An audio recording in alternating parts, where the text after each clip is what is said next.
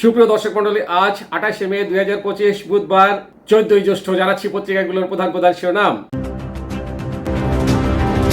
সর্বপ্রথম ইত্তেফাক মেইন করছে বেসরকারি মেডিকেল কলেজে ভর্তিতে শিক্ষার্থীদের আগ্রহ কমেছে।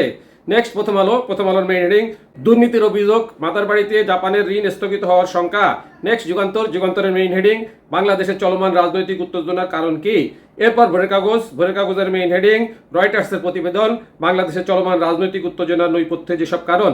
এরপর জনকণ্ঠের মেইন হেডিং, জাপানের উদ্দেশ্যে ঢাকা ত্যাগ করছেন প্রধান উপদেষ্টা। নেক্সট ইনক্লাবের মেইন হেডিং, ভারত থেকেই হুমকি।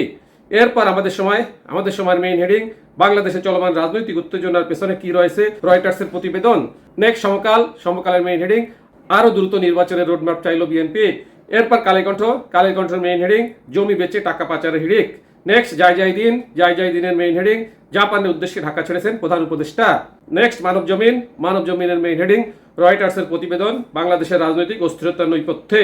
এরপর বিবিসি নিউজের মেইন হেডিং, চাকরিজীবীদের বিক্ষোভ, আন্দোলনের চ্যালেঞ্জের মুখে সরকার কে।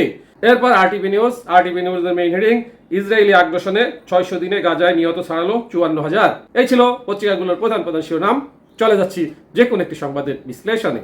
দর্শক মণ্ডলী, আমরা সকলে অবগত, কয়েকদিন যাবৎ সচিবালয় কর্মচারীদের আন্দোলন চলছে। এই আন্দোলনের মুখেই চ্যালেঞ্জের মুখে সরকার কি, এটা নিয়ে বিভিন্ন পত্রিকা প্রতিবেদন করেছে। আপনাদেরকে নিয়ে যাচ্ছি বিবিসির প্রতিবেদনে। চাকরিজীবীদের বিক্ষোভ, আন্দোলনের চ্যালেঞ্জের মুখে সরকার কি। সচিবালয় কর্মচারীদের বিক্ষোভ, পল্লী বিদ্যুৎ সমিতির কর্মচারীদের কর্মবিরতি, বিভিন্ন ক্যাডার কর্মচারীদের কলমবিরতি, এভাবে সরকারের বিভিন্ন বিভাগ ও সংস্থার কর্মীরা নানাবিধ দাবিতে গত কিছুদিন ধরে বিক্ষোভ কর্মসূচি পালন করে আসছেন। এগুলোর মধ্যে কোনো ক্ষেত্রে আন্দোলনকারীদের দাবি মেনে নিতে অন্তর্বর্তী সরকারকে পরিকল্পনা থেকে সরে আসতেও হয়েছে। যেমন গত 12 মে রাজস্ব নীতি ও প্রশাসন সংস্কার অধ্যাদেশ 2025 জারি করা হয়।